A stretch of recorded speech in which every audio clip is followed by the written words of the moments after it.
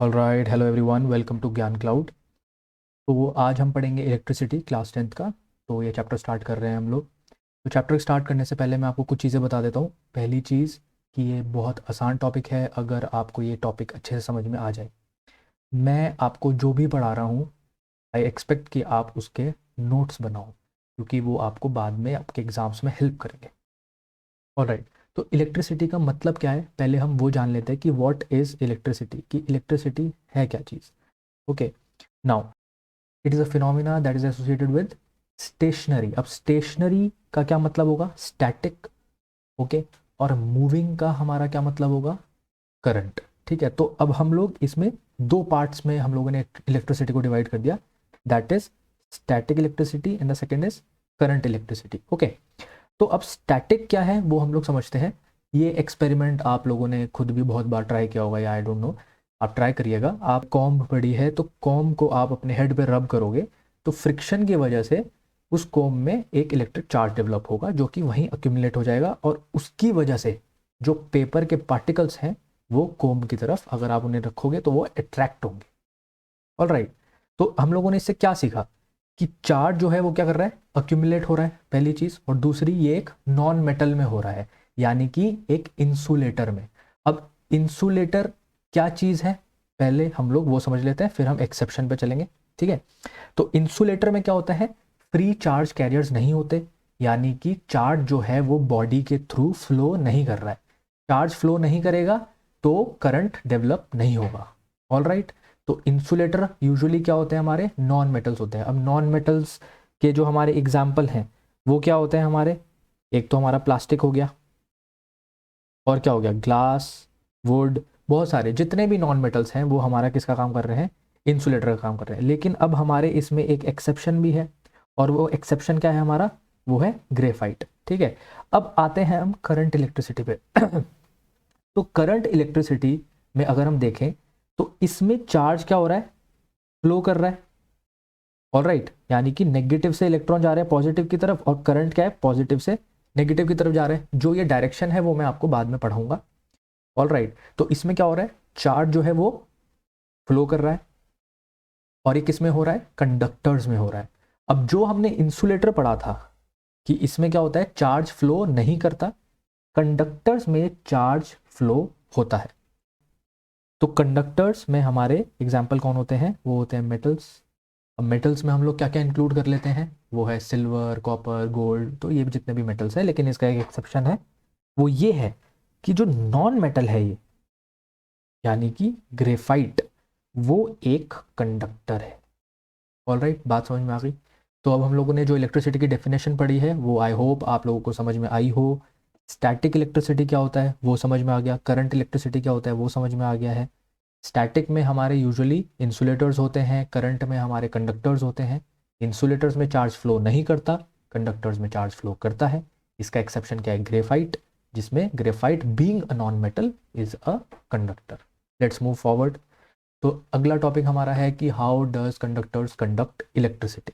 भाई, conductors electricity कैसे conduct करते हैं, तो conductors conduct electricity with the help of free charge carriers.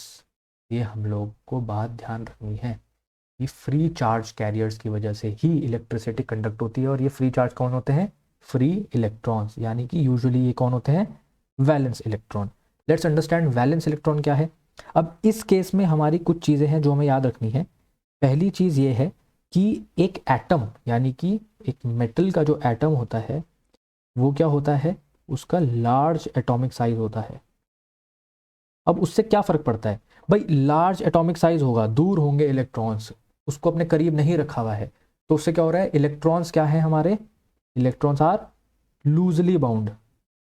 भाई बाहर भागने को तैयार हो रहे हैं ये ऐसा मेले में वो बच्चे नहीं खो जाते जो जो अपने मम्मी पापा जिनके ध्यान नहीं रखते, या मम्मी पापा हाथ नहीं पकड़ते, बस उसी की तरह है ये।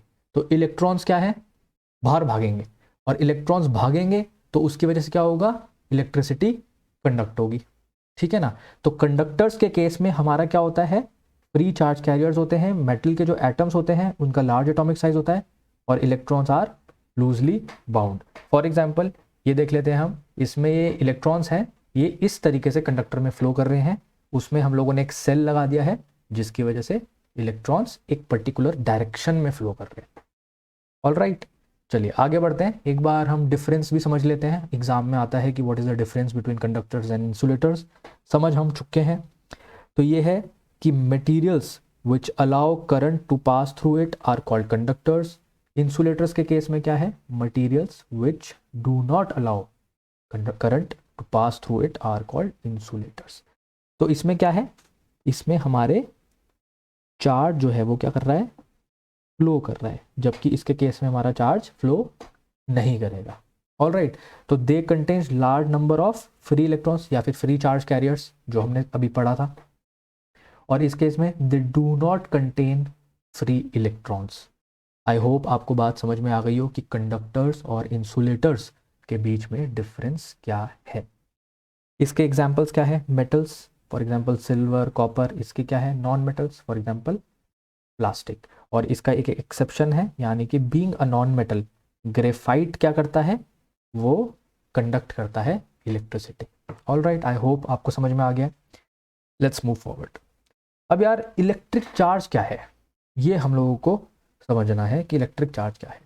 तो electric charge is a physical entity which is defined by excess or deficiency of electrons on a body. भाई अब हमारे पास इसमें दो जो है वर्ड्स हैं, वो है एक्सेस और डेफिशिएंसी। किस चीज की, इलेक्ट्रॉन्स की, एक पर्टिकुलर बॉडी पे। तो भाई अगर एक्सेस होगी तो उसकी वजह से हमारा क्या होगा, नेगेटिव चार्ज आएगा, और डेफिशिएंसी होगी तो उसकी वजह से क्या आएगा, हमारा पॉजिटिव चार्ज आएगा। चलो समझ लेते हैं इसको। एक बॉडी है मान लो, उसमें से हम लोग इलेक्ट्रॉन निकाल रहे हैं, ठीक है, हम लोगों ने इलेक्ट्रॉन निकाले, इलेक्ट्रॉन निकालने की वजह से एक वेकेंट स्पेस बन रहा है इसमें, देखो। तो इलेक्ट्रॉन निकल गए, उसमें एक वेकेंट स्पेस बना, तो क्या हो गए, पॉजिटिव भारी हो गए ना, ज़्यादा पॉजिटिव आ गया इसमें, तो positive charge is due to the deficiency of electron. भाई इलेक्ट्रॉन अगर उसमें से निकल गए तो पॉजिटिव चार्ज आता है, ऐसा नहीं है कि हम कोई पॉजिटिव चार्ज डाल रहे हैं उसमें, ऐसा नहीं है। ऑलराइट ना, पॉजिटिव चार्ज का मतलब क्या है कि इलेक्ट्रॉन की क्या हो गई, उसमें डेफिशिएंसी हो गई, उसकी वजह से कुछ वेकेंट स्पेस हो गए, और उसी को हम क्या बोलते हैं कि उसमें एक पॉजिटिव चार्ज आ गया। भाई दूसरे एग्जाम्पल पे चलते हैं हम लोग। मान लो एक बॉडी है, अब उसमें क्या कर रहे हैं हम, इलेक्ट्रॉन्स को ऐड कर रहे हैं बहुत सारे। तो इलेक्ट्रॉन्स को ऐड करेंगे तो क्या होगा, उसमें ज़्यादा इलेक्ट्रॉन हो जाएंगे, है ना। तो इलेक्ट्रॉन की वजह से एक एक्सेस ऑफ इलेक्ट्रॉन हो रहा है, और उसकी वजह से नेगेटिव चार्ज डेवलप हो रहा है। सिंपल सा कंसेप्ट है, ठीक है ना। तो इलेक्ट्रिक चार्ज क्यों आ रहा है, एक बॉडी में अगर इलेक्ट्रॉन्स निकाल दो तो पॉजिटिव हो जाएगा, इलेक्ट्रॉन्स डाल दो तो नेगेटिवली चार्ज हो जाएगा। अब इसकी एसआई यूनिट क्या है चार्ज की, हमें यह भी समझना है। चार्ज को हम लोग जो है क्यू से डिनोट करते हैं, ओके। तो एसआई यूनिट ऑफ चार्ज जो है वो है हमारी कूलम्स। ये हम लोगों को जो है बात ध्यान रखनी है। भाई स्पेलिंग लर्न कर लेना कूलम की, don't write CULOMB, it's COULOMB। All right, तो कूलम क्या है, अब एक कूलम की अगर हम बात करें तो एक coulomb is equivalent to charge contained by nearly, exact नहीं है, नियरली 6 × 10⁻18 इलेक्ट्रॉन्स। अगर 6 × 10⁻18 इलेक्ट्रॉन्स है हमारे पास नियरली, तो उसका जो चार्ज होगा वो होगा 1 कूलम। लेकिन अगर हमें अब एक इलेक्ट्रॉन पे चार्ज निकालना है, भाई ये तो हमारा आ गया कि 1 कूलम जो है हमारा, वो इतने इलेक्ट्रॉन का जो है चार्ज मिला के 1 कूलम बन रहा है। लेकिन अगर हमें एक इलेक्ट्रॉन का चार्ज निकालना है तो क्या होगा, तो charge on 1 electron comes out to be -1.6 × 10⁻19 coulomb. भाई रट लेना इसको, ये तुम्हें पता होना चाहिए कि चार्ज एक इलेक्ट्रॉन पे कितना होता है, बहुत इंपॉर्टेंट है। That is -1.6 × 10⁻19 Coulomb's. Next topic पे चलते हैं। तो अब हमारा आता है principal of quantization of charge. बहुत ही इजी टॉपिक है, कहने का कुछ मतलब नहीं है, बस ये बताएगा कि टोटल चार्ज बॉडी पे कितना है। तो the total charge acquired by the body is an integral multiple, भाई इंटीग्रल मल्टीपल होगा, डेसिमल में नहीं आएगा, integral multiple of the magnitude of charge on a single electron. Single electron का चार्ज अभी हम लोगों ने देखा था, कितना देखा था, -1.6 × 10⁻19 कूलम। ये तो हम लोगों को याद है ना, ये हम लोगों ने याद कर लिया था। तो चार्ज ऑन 1 इलेक्ट्रॉन कितना हम लोगों ने निकाला, -1.6 × 10⁻19 कूलम। तो पहले लिख लेते हैं, चार्ज ऑन n इलेक्ट्रॉन हुआ n × -1.6 10. ये हो गया n इलेक्ट्रॉन, और प्रोटॉन पे चार्ज हो गया हमारा +1.6 इंटू 10⁻⁻19 कूलम। ठीक है, चलो समझ लेते हैं इसको। तो चार्ज ऑन 1 इलेक्ट्रॉन जो है वो हमारा इतना आ गया। ठीक है, चार्ज n इलेक्ट्रॉन पे कितना होगा भाई, n इलेक्ट्रॉन का भी तो पता करना है हमें, तो वो हो जाएगा n इंटू पे एक इलेक्ट्रॉन पे जो चार्ज है, सिंपल। यानी कि टोटल चार्ज कितना आ गया, q टोटल कितना आ गया हमारा, n इंटू में e। ये हम लोगों को याद हो गया, क्यों, total charges number of electrons into पे एक इलेक्ट्रॉन पे कितना चार्ज है, वो हम लोगों को ना से हम लोग उससे क्या निकाल लेंगे, टोटल चार्ज। और प्रोटॉन पे अगर हम चार्ज निकालने की कोशिश कर रहे हैं तो क्या हो जाएगी, +1.6 इंटू 10⁻⁻19 कूलम। अब एक चीज आप नोट करना कि नेगेटिव साइन जो है वो बता रहा है कि ये नेगेटिव चार्ज है, और पॉजिटिव क्या बता रहा है, this is a positive charge. बात समझ में आ गई आप लोगों को। चलिए आगे बढ़ते हैं, कोई सिंपल सा था भाई, इसमें हम लोगों ने एक ही फॉर्मूला बढ़ाया, that is Q equals to any total charge number of electrons into एक इलेक्ट्रॉन पे चार्ज, वो कितना है, -1.6 इंटू 10⁻⁻19 कूलम। तो principle of quantization of charge, इसकी डेफिनेशन नहीं आती तब भी, लेकिन आप लोग याद कर सकते हैं कि टोटल चार्ज क्या है, नंबर ऑफ इलेक्ट्रॉन्स इनटू में इलेक्ट्रॉन। लेकिन ये चीज़ हमें याद रखनी है कि that is the integral multiple. एक क्वेश्चन कर लेते हैं इस पर, न्यूमेरिकल करते हैं कि if charge of -1.12 into 10⁻⁻12 coulomb is flowing through a conductor, how many electrons are there. भाई अब आप पहले तो वीडियो पॉज करके खुद इसको एक बार ट्राई कर लो, अगर आपसे सॉल्व नहीं होता तो आप लोग वीडियो प्ले कर लो and you can look at the solution. और अगर आपको सोल्यूशन एक बार आ जाता है तो आप दोबारा एक बार ट्राई करिए ताकि आपको ये क्वेश्चन अच्छे से समझ में आ जाए। तो सॉल्यूशन क्या है इसका, पहले हम डेटा कॉपी कर लेते हैं। तो टोटल हमारे पास जो Q है वो हमें दे रखा है -1.12 इंटू 10⁻⁻12 कूलम। चार्ज एक इलेक्ट्रॉन पे कितना होता है, -1.6 इंटू 10⁻⁻19 कूलम। अब ये तो चीज़ हम लोगों को बताइए, Q की वैल्यू क्या है, N, तो Q की वैल्यू डाली हमने, N इंटू में एक इलेक्ट्रॉन पे चार्ज क्या है उसकी वैल्यू डाली, ठीक है ना। तो कितना आ गया, N equal to -1.12 into 10⁻⁻12 divide by -1.6 into 10⁻⁻19 coulomb.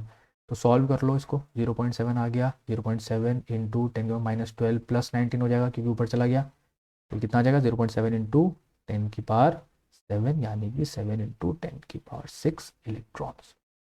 बहुत सिंपल क्वेश्चन था, बस एक ये फॉर्मूला पता होना चाहिए था हम लोगों को। Q की वैल्यू हमें इसमें क्वेश्चन में दे ही रखी थी, E की वैल्यू जो है वो हमें याद होनी चाहिए, है ना, ये तो हम लोगों को याद ही होनी चाहिए, और हमें क्या निकालना था, बस N की वैल्यू निकालनी थी, सिंपल। तो it was a very simple question. ठीक है, तो आप लोगों ने आई होप कर लिया हो, नहीं किया तो आप प्लीज़ एक बारी दोबारा इसको कर लीजिए। इलेक्ट्रिक करंट क्या होता है, अब हम लोगों को ये जानना बहुत इंपॉर्टेंट है, and it's one of the most important part of this chapter, what is electric current. तो electric current is defined as the rate of flow of charge through any cross section of a conductor in unit time. So this is very important. तो अब इसमें जो सबसे important चीज़ है वो हमारी आती है रेट ऑफ फ्लो। भाई rate of flow of charge, यही डेफिनेशन है बस पूरी, इसका जो खेल है वो यही है कि it is rate of flow of charge, current is the rate of flow of charge. अब जहाँ पे भी रेट आएगा उसका मतलब है कि ये टाइम के बारे में बात कर रहा है भाई, ठीक है ना। यानी कि भाई जो करंट है, करंट को हम किससे डिनोट करते हैं, आई से, ये हम लोगों को याद रखना है, ये current is denoted by I, okay. तो आई जो है वो हमारा क्या है, रेट ऑफ फ्लो चार्ज, यानी कि चार्ज कितने टाइम में हमारा फ्लो कर रहा है एक cross section of a conductor में, उसको हम लोग इलेक्ट्रिक करंट बोल देते हैं। अब रेट हम लोग कैसे बोल देते हैं, फॉर एग्जाम्पल अगर हम डिस्टेंस की बात करें तो डिस्टेंस अपॉन टाइम क्या होती है हमारी, स्पीड। तो speed is the rate at which a body covers a particular distance. Similarly current क्या होगा हमारा, rate of flow of charge. तो Q amount of charge that flows through a conductor in time t, ये क्या हो गया हमारा electric current, okay. तो इलेक्ट्रिक करंट अब हमारा क्या आ गया, electric current comes out to be charge upon में टाइम। चार्ज की वैल्यू हम लोगों ने अभी पहले पढ़ी थी, दैट इज NE, ठीक है। तो हम क्या बोल सकते हैं कि I is equal to q upon में टी, या फिर क्यू की वैल्यू क्या है एन ई अपॉन में। तो ये चीज़ हम लोग याद में रखनी है। Okay, let's move. ठीक है, तो S I unit of electric current. ठीक है, अब इलेक्ट्रिक करंट क्या है हमारा आई, इसकी जो एस आई यूनिट है वो हमारी आती है एम्पियर। ये हम लोगों को बात ध्यान में रखनी है कि S I unit of electric current is ampere. तो आप आई और ए में कंफ्यूज नहीं होना।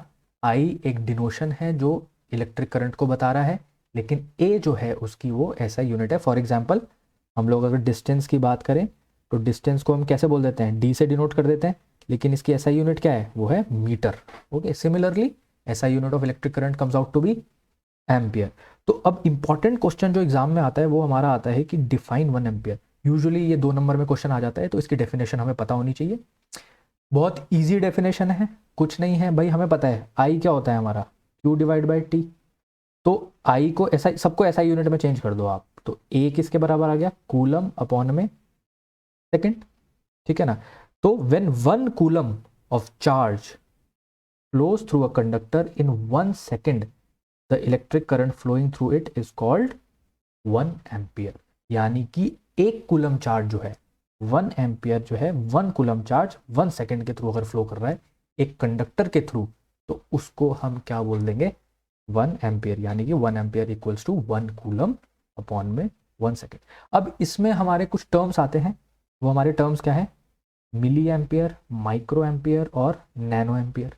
ठीक है ना, अब मिली का मतलब क्या होता है 10 की पावर -3, माइक्रो इज 10 की पावर -6 और नैनो इज 10 की पावर -9। तो हम ऐसे याद कर लेते हैं भाई, मिली इक्वल्स टू 10 की पावर -3, माइक्रो 10 की पावर -6 और नैनो 10 की पावर -9। देखा जाए तो देखो सब 3 के मल्टीपल है, 3 6 9। ओके, लेकिन हमें याद रखना है भाई, अगर मैं मिली एम्पियर की जगह बोल दूं मिलीमीटर, 1 मिलीमीटर, तो वो किसके बराबर हो गया 10 की पावर -3 मीटर के बराबर हो गया। ऐसे माइक्रोमीटर बोल दूं 10 की पावर -6, और माइक्रो एम्पियर जो है या कि micro, that comes out to be 10 की पावर -9। तो SI unit of electric current हमें समझ में आ गया, एम्पियर होती है। 1 एम्पियर की डेफिनेशन कर ली हम लोगों ने, और इसके 3 जो टाइप्स हैं वो भी हमने कर लिए कि मिली, माइक्रो और नैनो वो क्या होते हैं। अगर एग्जाम में आ गया कि milli ampere, 3 milli ampere current is flowing, अगर आ गया 3 milli ampere current is flowing, तो हम क्या बोलेंगे, दैट इज 3 इंटू 10 की पावर -3 एम्पियर। ये बात हमें ध्यान में रखनी है। ओके, चलिए moving on. How do we measure current. तो करंट को मेजर करने के लिए हमारे पास एक डिवाइस होता है जिसको हम बोलते हैं एमीटर। ठीक है, तो एमीटर हम लोगों को ध्यान रखना है कि एमीटर ही वो एक डिवाइस है, इसको हम ए और इसको सर्कल ऐसे करके डिनोट भी करते हैं। ठीक है ना, तो ये किस में होता है, this is always connected in series, हमेशा always connected in series. Why, क्योंकि एमीटर का रेजिस्टेंस बहुत लो होता है। अब रेजिस्टेंस क्या होता है वो हम चैप्टर में आगे पढ़ेंगे। अभी के लिए हमारे लिए इंपॉर्टेंट चीज़ जो है वो यही है कि एमीटर का रेजिस्टेंस बहुत लो होता है। सीरीज का मैं आपको मतलब बता देता हूं कि अगर एक बल्ब है मान लीजिए हमारे पास, और वो सीरीज में कनेक्ट हो रहा है, तो वो से एक ही सर्किट में है, सिंगल। ऑलराइट, अगर मैं इसको पैरेलल में करूंगा, मान लो ये बल्ब है, तो ऊपर अलग से इसको मैंने पैरेलल में लगा दिया, तो दिस इज पैरेलल, बट हम इसको ऐसे कनेक्ट नहीं करते, we always connect in series. Why, because it has very low resistance. अगर हम इसको सीरीज में कनेक्ट नहीं करेंगे और पैरेलल में कनेक्ट कर देंगे, तो एमीटर खराब होने के चांसेस हो जाते हैं, क्योंकि एमीटर का बहुत लो रेजिस्टेंस है, तो एमीटर शॉर्ट हो जाएगा, यानी कि फूक जाएगा वो। ठीक है ना, तो हमारे लिए इंपॉर्टेंट है ये कि एमीटर हमेशा सीरीज में ही कनेक्ट हो। ओके, चलिए अब हमारे पास एक और चीज़ आती है, वो हमारा क्या है, वो है हमारा गैल्वेनोमीटर। भाई गैल्वेनोमीटर क्या है, अब हमें ये जानना है। तो गैल्वेनोमीटर जो होता है वो हमारा मेजर्स स्मॉल करंट, बहुत सेंसिटिव करंट्स या कि बहुत स्मॉल करंट्स को मेजर करने के लिए हम लोग गैल्वेनोमीटर यूज़ करते हैं। ये करंट की डायरेक्शन को भी बताता है। अब गैल्वेनोमीटर दिखने में कैसा होता है, कुछ ऐसे डिवाइस होगा, इस पर कुछ रीडिंग्स होंगी, ऑलराइट, और इस पर एक ऐसे डिनोट करेगा। ओके, तो जैसे ही कुछ करंट फ्लो करेगा तो ये कैसे करेगा, इसको ऐसे सिग्नल करेगा, वो इधर की तरफ डिफ्लेक्ट हो जाएगा, ठीक है ना। जो इसमें पिन होगी वो इधर की तरफ डिफ्लेक्ट हो जाएगी, कि बता देगी कि भाई करंट जा रहा है। ऑलराइट, तो galvanometer is use to measure very small current, it shows the direction of current. आपके 10th में यूजुअली नहीं आता ये, बट लेकिन जानना इंपॉर्टेंट है, कुछ भी आ सकता है। ऑलराइट ना, तो गैल्वेनोमीटर इसलिए यूज़ होता है करंट को मेजर करने के लिए, लेकिन हम लोग बोलेंगे कि एमीटर यूज़ होता है। अगर वहाँ पे लिखा है कि which device is use to measure current, तो आप एमीटर लिख के आओगे। लेकिन अगर वहाँ आ गया which device is use to measure very sensitive current, तो आप गैल्वेनोमीटर लिख देना। ऑलराइट, चलिए आगे बढ़ते हैं, एक न्यूमेरिकल कर लेते हैं। आप प्लीज़ वीडियो को पॉज करिए और न्यूमेरिकल खुद ट्राई करिए एक बार, ठीक है। चलिए इसके सॉल्यूशन पे आते हैं। तो क्वेश्चन क्या है हमारे पास, a current of 0.9 ampere is drawn by a filament of bulb for 3 hours, find the charge flowing through the circuit. हमें क्या क्या दे रखा है, हम लोगों को करंट दे रखा है आई, और हमें क्या दे रखा है, टाइम दे रखा है। हमें क्या निकालना है, चार्ज निकालना है। बहुत ही इजी क्वेश्चन है। हम लोगों ने अभी तक कितने फॉर्मूलेस पढ़े हैं, 2, और वो 2 फॉर्मूलेस हमने क्या पढ़े हैं, एक तो टोटल चार्ज क्या होता है, नंबर ऑफ इलेक्ट्रॉन्स इनटू एक इलेक्ट्रॉन पे चार्ज, और I equals to q upon में टी। चलिए सॉल्व कर लेते हैं, ठीक है। तो सॉल्यूशन क्या है हमारा इसका, आई की वैल्यू हमें क्या दे रखी है, 0.9 एम्पियर्स, ओके। टी की वैल्यू क्या दे रखी है हमें, 3 आवर्स, ओके। तो आवर्स को पहले हम सेकंड्स में कन्वर्ट करेंगे, 3 into 60 that comes out to be 10800 seconds, okay. अब I is equal to q upon t होता है, हमें ये फॉर्मूला पता है। Q की वैल्यू क्या हो गई, I इंटू टी, तो Q क्या आ गया हमारा, 0.9 into 10800, that comes out to be 9720 Coulomb's.